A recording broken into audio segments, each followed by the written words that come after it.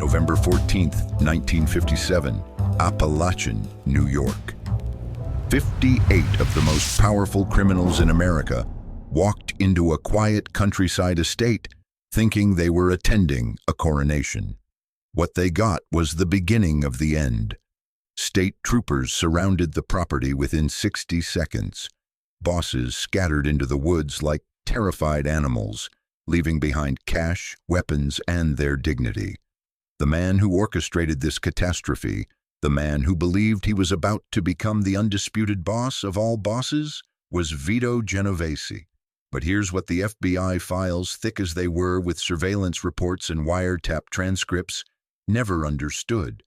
Vito wasn't just ambitious, he was pathologically incapable of sharing power. He would rather destroy the entire mafia than play by anyone else's rules, and that's exactly what he did. This is the story of a man who murdered his way to the top and then murdered everything he touched, including himself. February 1897, the slums of Naples, Italy. Vito Genovese was born into poverty so absolute that childhood mortality was expected, not tragic.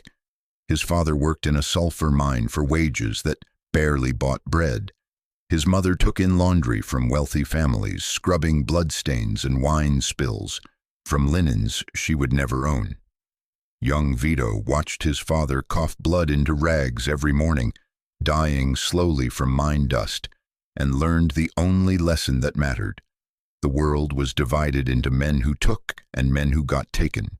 There was no middle ground, no reward for hard work, no justice for the poor, just power and submission.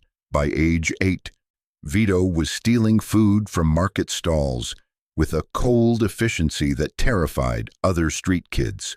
By 10, he was running protection rackets on younger children, taking their coins in exchange for not beating them.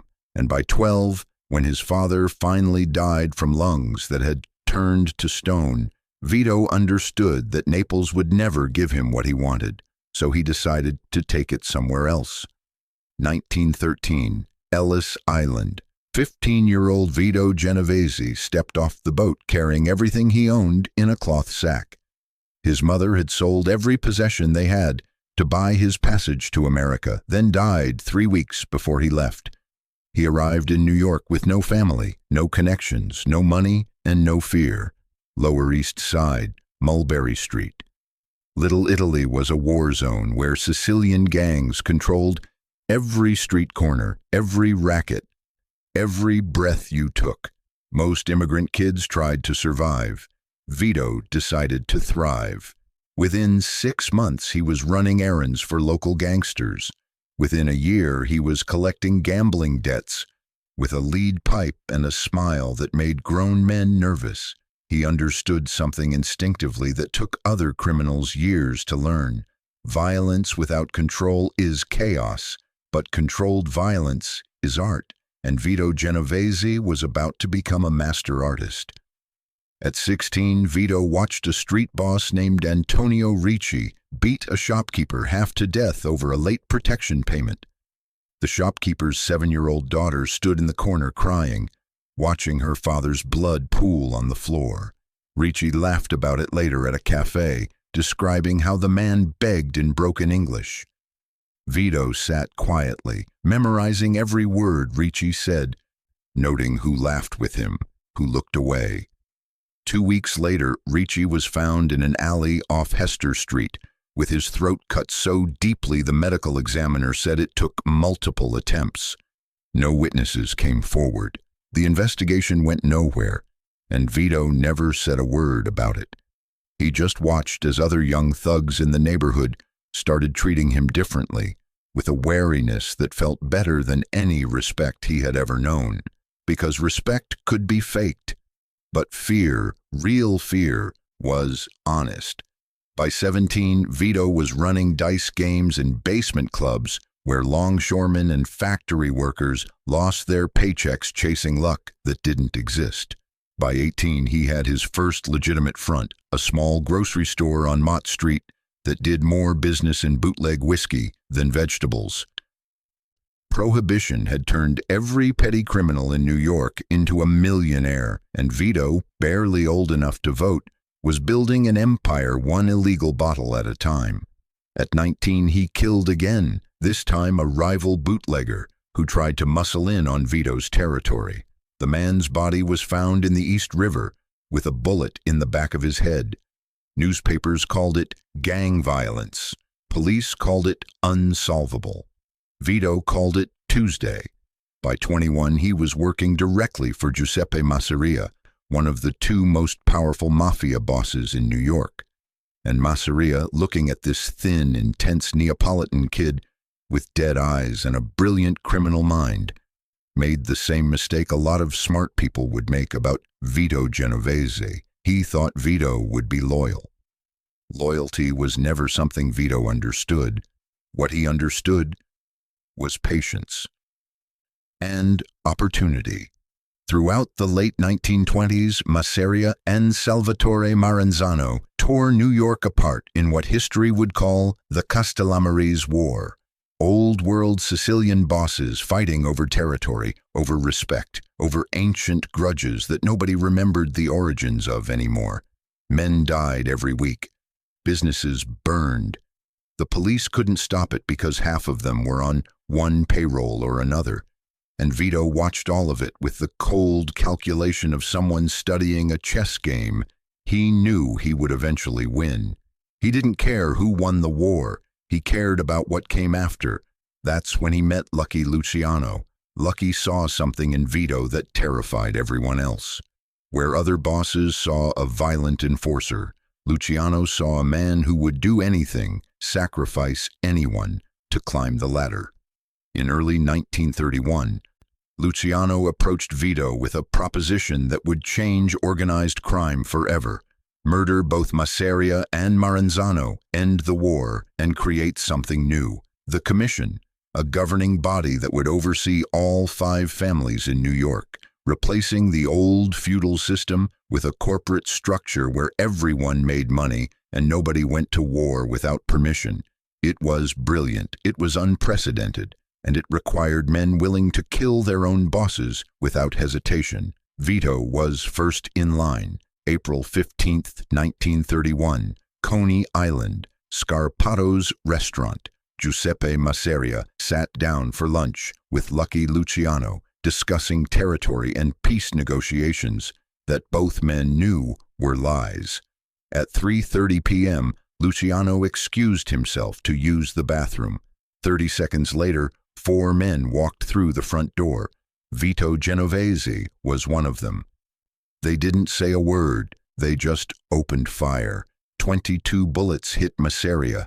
He died slumped over spaghetti with clam sauce, an ace of spades supposedly found in his hand, though that detail was probably invented by newspapers who loved a good story. The Castellammarese War was halfway over. 5 months later, on September 10th, Maranzano was stabbed and shot to death in his Manhattan office by men posing as federal agents. Vito helped plan that one too. The old mafia was finished. Lucky Luciano created the Commission, a governing body that would oversee all 5 families, and Vito Genovese became his underboss, his most trusted lieutenant. At 34 years old, Vito had everything: money, power, political connections, a seat at the table that ran organized crime in America. But it wasn't enough. It would never be enough. Throughout the 1930s, Vito built his empire in the shadows while Luciano handled politics and public relations. Loan sharking, illegal gambling, labor racketeering, murder for hire. If it made money, Vito controlled it. If it threatened his control, Vito eliminated it. He operated out of a modest office above a restaurant on Mulberry Street, conducting business with the efficiency of a corporate executive and the morality of a serial killer. Men came to him with problems. Vito solved them permanently. Judges were bought, cops were paid, witnesses disappeared. By 1932, Vito Genovese was one of the most feared men in New York. He had everything except the one thing he wanted most: Anna Petillo. Anna was 22 years old, beautiful in a way that made men stupid, with dark hair and sharp eyes that didn't belong in the tenements of Little Italy. She was married to Gerard Vernatico, a decent, hard-working man who ran a small bakery supply company. They lived in a modest apartment in the Bronx. No children yet, but they were trying. Gerard believed that if you kept your head down and followed the rules, life would reward you eventually. He was tragically wrong. Vito saw Anna at a wedding in early 1932 and decided he would have her, not court her, not seduce her, have her, like a piece of property he was entitled to own. He started showing up at places where Anna went, the market on Thursday mornings, church on Sundays, walking past her building at exactly the time she left for errands. At first, Anna thought it was coincidence. Then she realized it was a threat. Vito never spoke to her during these encounters. He just watched. And Anna, who grew up in Little Italy and knew exactly who Vito Genovese was, understood with cold certainty that her husband was already dead. March 16, 1932. Gerard Vernatico left his warehouse at 11 p.m. after finishing inventory. He was found the next morning on a rooftop 3 blocks away, strangled with a clothesline, his face beaten so badly his own mother couldn't recognize him. Police questioned neighbors, no witnesses. They questioned business associates, nothing. They questioned Anna, 22 years old and newly widowed, sitting in an interrogation room trying not to fall apart. She told detectives she had no idea who would want to hurt her husband. She didn't mention the man who had been following her for months. She didn't mention the roses that appeared at her door the morning after Gerard died, 12 red roses with no card, smelling like blood and inevitability, because Anna understood something the police never would. Telling the truth would just get her killed faster. 12 days later, Vito Genovese married Anna Petio Vernatico in a small ceremony attended by every major criminal in New York. Lucky Luciano was there. Frank Costello was there. Meyer Lansky was there. They all knew what Vito had done. They all knew Anna knew. And nobody said anything because this was the world they lived in, where murder was just another business transaction and women were currency. Anna stood at that altar next to the man who killed her first husband and promised to love him until death. And she meant it, because death was the only way this ended. For 20 years, Anna lived with that knowledge. She woke up every morning next to a murderer. She bore his children. She hosted dinners where men discussed violence like other families discussed baseball. She smiled when Vito wanted her to smile. She stayed quiet when Vito wanted silence. And every night she went to bed wondering if this would be the night he decided she knew too much. By 1952, something inside Anna finally broke. Maybe it was exhaustion. Maybe it was realizing her children were growing up in a house built on corpses. Or maybe she just got tired of being afraid. In August 1952, Anna Genovese walked into the FBI field office in Manhattan and told them everything. She detailed Vito's criminal operations going back 20 years. She named names, described murders, provided locations of hidden money. She told them about Gerard Vernatico, about the roses, about the wedding 12 days after her first husband's murder. She described how Vito conducted business, how he ordered killings with the same casual tone other men used to order coffee. She gave federal prosecutors enough evidence to send Vito to the electric chair 3 times over. For 48 hours, the FBI thought they finally had the evidence to destroy Vito Genovese. But Vito had friends everywhere, including inside the NYPD. Within 24 hours of Anna's statement, Vito knew every word she had said. He didn't panic. He didn't explode in rage. He just made a phone call. That night, Vito walked into the apartment he still officially shared with Anna. She was in the kitchen, probably wondering if federal marshals would arrive before her husband did. Vito sat down at the table. He didn't yell, he didn't threaten, he just talked. Nobody knows what he said during those 3 hours. Anna never spoke about it to anyone, but when federal prosecutors arrived the next morning to take her official sworn testimony, Anna recanted everything. She told them she had been confused, emotional, angry about marital problems. She said she made it all up. The prosecutors knew she was lying. They could see the terror in her eyes. But without her testimony, they had nothing. The case collapsed. Anna divorced Vito in 1953 and disappeared from public life with a settlement that bought her silence and guaranteed she would spend the rest of her life looking over her shoulder. She lived until 1982, almost 30 years after that night in the kitchen, and people who knew her said she never stopped being afraid. She checked locks obsessively. She never fully trusted anyone. Some nights she woke up convinced Vito was standing at the foot of her bed, even though he had been dead for 13 years. Because some fear doesn't die when the monster dies. Some fear is permanent. In 1937, everything changed. Ferdinand Boccia, a small-time mobster, made a fatal error, muscling in on Vito's rackets. Boccia was found dead in September 1934. 3 years later, a witness connected Vito directly to the murder. Prosecutors prepared an indictment. Vito fled to Italy with $750,000, leaving behind Anna and his empire. Within 2 years, he became Benito Mussolini's favorite American associate, donating hundreds of thousands to the fascist party and arranging murders for Italian officials. When American forces invaded in 1943, Vito offered his services to the U.S. Army as an interpreter, while simultaneously running black market operations worth millions. He returned to New York in 1945 with military commendations and powerful connections. The murder charge had mysteriously disappeared after the key witness died under suspicious circumstances. When Vito returned to New York in 1945, the Mafia had changed. Lucky Luciano had been deported to Italy after cutting a deal with the government during the war.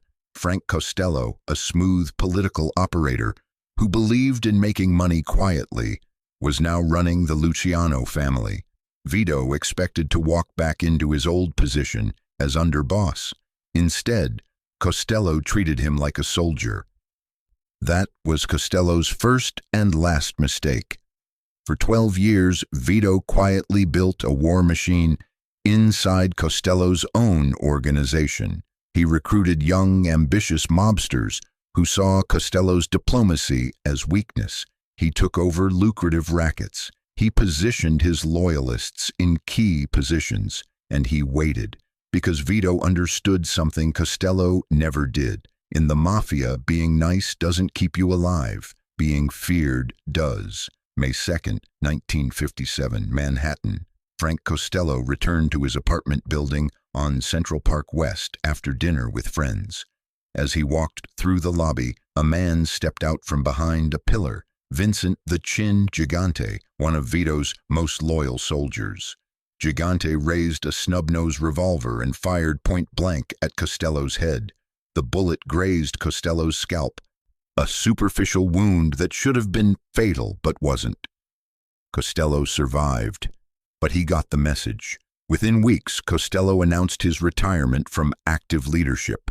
Vito Genovese took control of what would become the Genovese crime family. At 60 years old, Vito finally had absolute power, but power without respect is just a countdown to betrayal.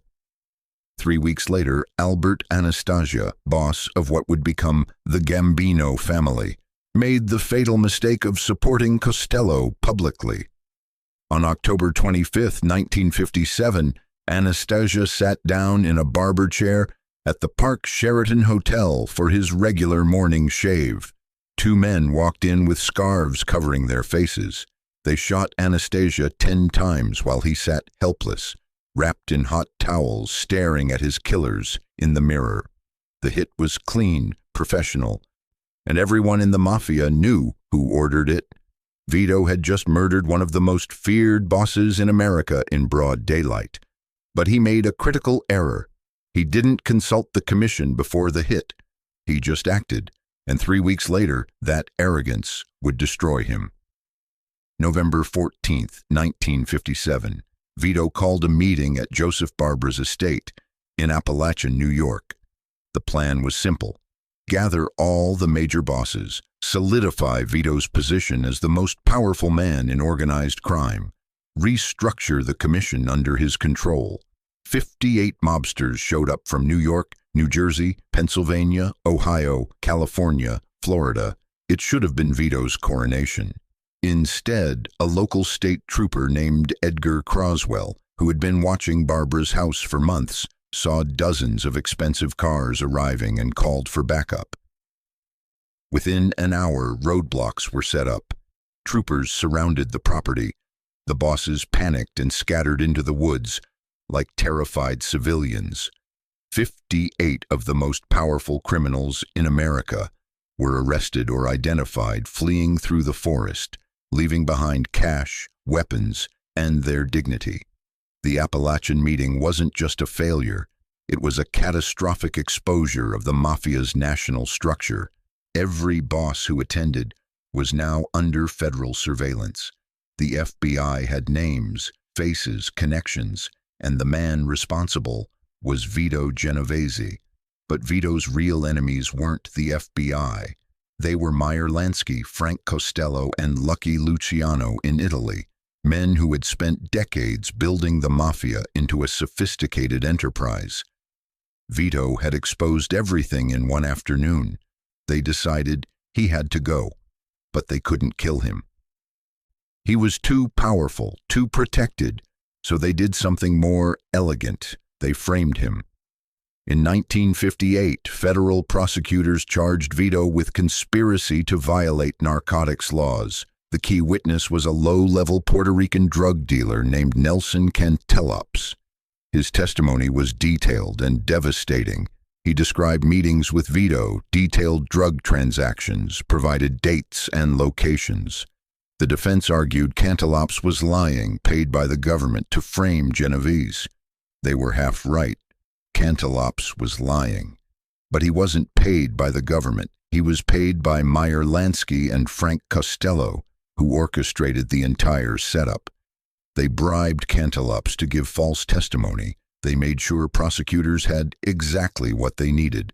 And in April 1959, Vito Genovese was convicted and sentenced to 15 years in federal prison. Atlanta Federal Penitentiary became Vito's final kingdom. Even behind bars, he tried to maintain control. He smuggled messages to the outside. He ordered hits from his cell. He bribed guards and intimidated inmates. For 10 years, Vito Genovese lived in a prison of his own making, still believing he was the boss of bosses, still thinking his empire waited for him. But the world had moved on. The Genovese family continued under new leadership. The commission restructured without him. And on February 14, 1969, Vito Genovese died of a heart attack in his cell at 71 years old. No grand funeral, no procession, just a quiet burial attended by a handful of people who came to make sure he was really dead. Here's the truth about Vito Genovese that history books won't tell you. He didn't fail because he was unlucky. He failed because he fundamentally misunderstood what the Mafia was. Men like Lucky Luciano and Meyer Lansky built the commission because they understood cooperation made everyone richer and safer. Vito believed power was something you took and held with violence. He helped create the modern Mafia, then spent the rest of his life trying to destroy it. He murdered his wife's husband to possess her, then terrorized her into silence. He betrayed Frank Costello after Costello sheltered him. He murdered Albert Anastasia without commission approval, triggering the exposure that destroyed everything. And when the other bosses decided he was too dangerous, they didn't even have to kill him. They just let the law do what Vito had avoided his entire life. The most disturbing part isn't the violence, It's the waste. Vito had everything: money, power, respect, a place in history as one of the men who created modern organized crime. But it was never enough. He needed absolute control. He needed everyone to fear him. He needed to be the only man standing, and in the end, he died alone in a prison cell, forgotten by the organization he tried to rule, betrayed by the same methods he used his entire life. Lucky Luciano once said about Vito, "He's got the brains of a genius and the soul of a scorpion. Someday he'll sting himself to death." Luciano died in 1962, 7 years before Vito, but he was right. Vito Genovese spent 71 years stinging everyone around him, and in the end, the only person he truly destroyed was himself.